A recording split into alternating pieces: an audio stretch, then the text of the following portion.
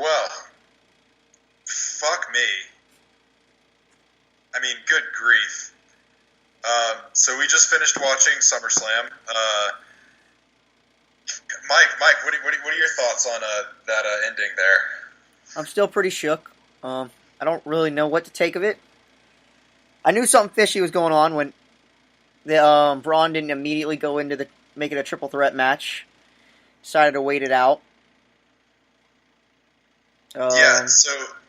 Yeah, we were talking throughout the entirety of this card, and we both kind of might have had to change our pants when Braun Strowman came out before the match actually got started, because from the very beginning, that's how we had wanted Strowman to cash in. Was he's not that fits his character very well. He's not a scavenger, take advantage of the scraps kind of thing. He's going to want to get in there, get his due, and earn his championship the right way, because that's just the monster that he is. And then he kind of sits off to the side and waits, and then doubt starts to creep in my head, and I guess rightfully so. Once that that turned into a suicide dive onto Braun, that's when I knew something bad was happening. I agree with you on that. That's when I knew that something fucky was going on. And then I did like when Brock threw the Money in the Bank briefcase just all the way across the arena. That was really cool. But that to me kind of instilled a little bit more hope in me, to be honest with you. At that point, I kind of thought, okay, there might actually be a chance, because that's just such an impossible thing. You're supposed to think at that point, oh, there's no way he can get back in it. Yeah, we had one moment where we're like, maybe Kevin Owens just comes running out, steals the briefcase, and cashes in. We're like, is that even allowed? We're like, who knows? It's WWE. Everything's allowed. And everything's allowed. Let's see. I don't know where they go from here. Yeah, I also have no clue where they go from here. That's kind of the theme, I feel like, for a lot of the Raw matches especially. It's where the fuck do we go from here? Okay, finally Roman Reigns is champion, but there's no way you can viably convince me that he could beat Braun Strowman one-on-one. I agree. I don't know what they're going to do. Are they going to do Braun versus Roman at Hell in a Cell? Or are they just going to say, we'll just do the Lashley rematch. Lashley will come in tomorrow and on Monday Night Raw and just be like, hey, I beat you once, Roman. Remember? Give me my match. And then Lashley loses at Hell in the Cell, and we just wait with Braun for however long, I guess. Maybe Royal Rumble. Hopefully Royal Rumble. Hopefully earlier. Maybe tomorrow night. Maybe Monday Night Raw. It's just Braun Strowman says, I want my match. That'd be my favorite. If Braun Strowman came out to Roman starts the show, Braun comes out and says, all right, I want my match tonight. And that's what I want. That's what I want. But then when does... And then go ahead and let him have the rematch at Hell in a Cell. Yeah, but does Brock even demand his rematch at that point? How does that all... I don't know what we're going to do with Brock. I don't know what's going to happen with Paul Heyman. I don't either. I kind of for a minute thought that maybe Paul Heyman was going to turn on Brock Lesnar and go for Braun Strowman. Oh, I thought that for a second also. I was like, ooh, interesting. That would have shaken me even more, but alas, it was not meant to be. Yeah, I'm really surprised that Braun didn't play any role in the match. It seems to me that they would have gotten way more out of it if he hadn't come out at all. Yeah, it was just strange. I was waiting for him to do something.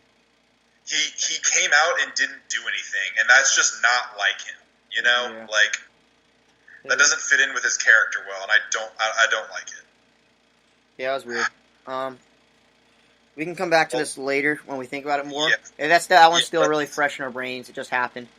Yeah, let's go back all the way up. Let's start from the top at this point. Then let's start with the Intercontinental Championship match between Dolph Ziggler and Seth Rollins.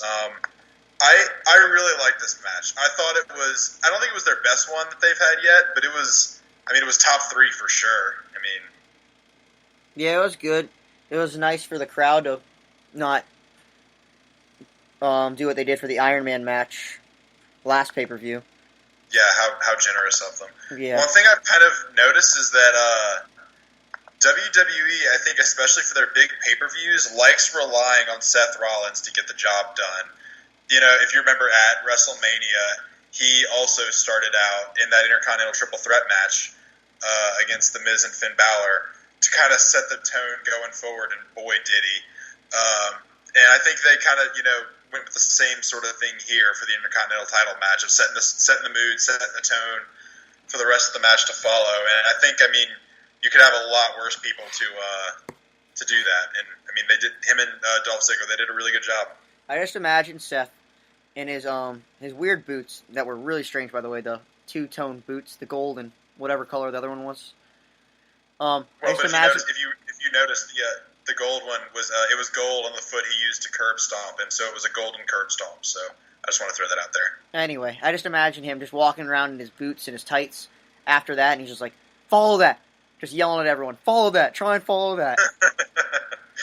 And then he just immediately goes to some CrossFit gym and starts working out. Just, forgives some sins. And then he has a picture frame of Dean Ambrose, like the little X-Man Wolverine meme. He just has the picture of Dean Ambrose just really sad. That's what I imagined him like until he came back last week. Yeah.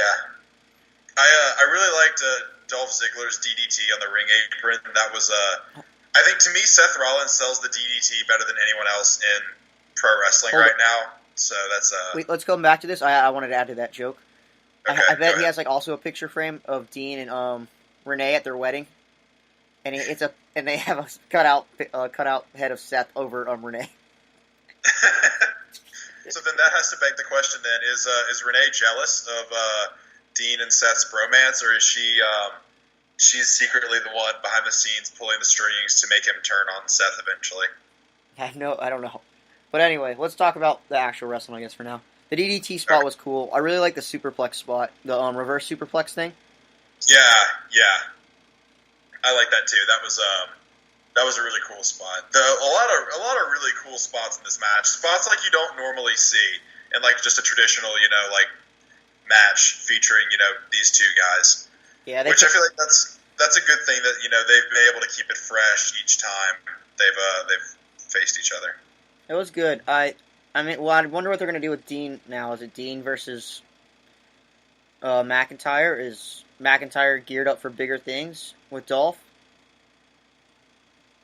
That's the other kind of interesting thing I think towards this. I was commenting earlier about how I don't think that there's not a whole lot of directions that Raw can go after SummerSlam. Everything's going to be brand new for the Raw. Yeah, there's gonna have to be a lot of changes. That was kind of like the storyline all night. It was Raw's is starting over with new storylines, and SmackDown's continuing what they had going on. All right. Which obviously brings us to the next one of the SmackDown Tag Title match between the New Day and the Bludgeon Brothers. No, they now go by the Duck Dynasty Brothers. Duck Dynasty Brothers. I heard there's rumors of Vince trying to replace the mallets with fishing poles.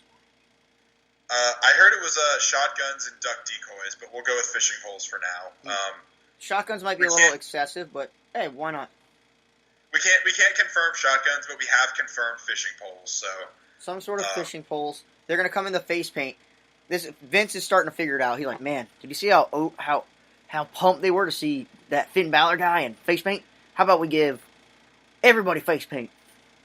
They love Jeff Hardy. He has face paint. I'm a little surprised Roman Reigns didn't come out in face paint tonight. He'll come out in face paint at WrestleMania or something. Probably. And then they'll be he's like, gonna turn it. And then he's gonna turn like the shitty form of the Usos. Yeah, and then they're everyone's gonna boo, and then someone's gonna be like, oh no, they're not booing Vince. They're saying, woo. They're exclaiming how new everything is. Yeah, they definitely love him, Vince. They love him. He's over. Anyway, all right. So I have a grievance about that we're going to need to start with before we go on with this, and it's that the New Day refused to throw their pancakes into the 300 level section of the arenas in which they partake. They exclusively distribute their pancakes to the ringside seats, that's not even the 100 level. That's like the 0 level. And I for one, am sick and tired of it. It's a little bit elitist of them, and the 300 level people are the ones that need it, not the ringside people. Do you see all the people that are sitting at ringside? We got Wendy Styles, we got the Bellas, we got Travis Brown, we got celebrities. There's probably plenty more that I forgot. They're celebrities. They don't need pancakes. They got their own chefs at home making them pancakes. And I'm tired of the New Day not bringing out maple syrup. How are you supposed to eat these dry pancakes? I mean, they're dry. I think the only ones that aren't dry are the ones that were in Big E's singlet whenever he walks out, but I don't think anyone wants those. But they still need to get the pancake launcher, get to the 300 level. I mean, those are the guys that want to be there. Those are your blue-collar guys. Those are your guys that want pancakes. I agree.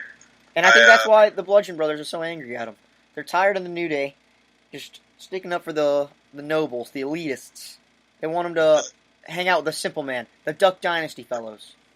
The Bludgeon Brothers are very typical working-class, blue-collar heroes that WWE not only needs, but they want, to be frank with you. They need to want them, and I don't think they do, and until they start realizing that those are the true heroes in this story, they're going to continue to have problems like this. I agree. Once everyone understands the New Day's antics can't go on any longer, we'll be okay. I mean, Corey Graves is not wrong, guys. Wake up, sheeple. Jeez. Anyway, let's talk about the match and the DQ. I thought the match had some good spots. It was fun.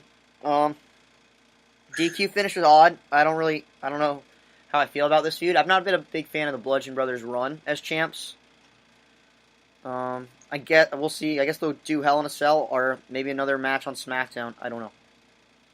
See, I wasn't a huge fan of the match when it started and right after we were done with it, because I remember we were talking about it right after it was done, and neither of us were really too high on it. But I didn't think it was bad. I didn't think it was great. Looking back on it now, I kind of get it. I mean, so from like a psychological looking at it in a different way, this is the most we've ever seen the Bludgeons really tested, and I think that it was the New Day kind of pushed them to their edge a little bit. And the Bludgeons panicked, and they were like, okay, we're not going to keep our titles if we keep staying in this match. So what do? They immediately go for the DQ to retain their titles. They don't give a shit about the match. But, that's my theory on the whole thing. Yeah, I like your theory. Good theory.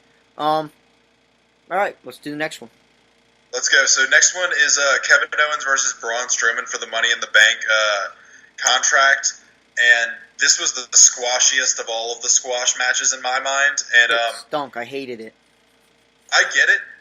I get that you need squash matches on a card this big, especially when you only have a 4-hour time slot. Just don't put that many matches on there, or you're gonna have to, or take those pre-show matches off, the ones that no one wanted to watch anyway, and move like the U.S. title to the pre-show, and move something else to the pre-show. Move the. I don't fucking know. We're not the matchmakers. We're just trying to give you some ideas.